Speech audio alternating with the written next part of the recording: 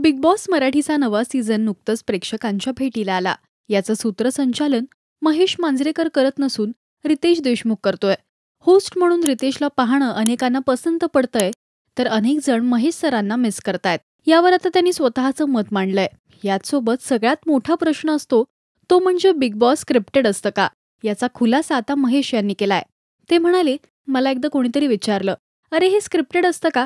त्यावर मी म्हटलं, अरे कसं काय शक्य आहे हे? लोकांना वाटतं भांडण करतात म्हणून ते स्क्रिप्टेड असेल.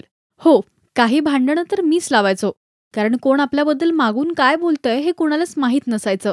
मग मी सांगायचो त्यांना, बरं आपण 2 तासाचं नाटक करतो, त्याला 1 महिन्याची रिहर्सल लागते, 100 दिवसांची रिहर्सल कशी काय शक्य आहे? आणि ते स्क्रिप्टेड कसं असेल? ही ह्युमन सायकोलॉजी आहे. तुम्ही 100 दिवस तिकडे काढले ना, तुम्हाला कुठल्याच मेडिटेशनची गरज नाहीये. म्हणजे काही लोक पहिल्याच आठवड्यात कळतात, काही ठरवून आलेले असतात की मी हे असंच वागणार आहे.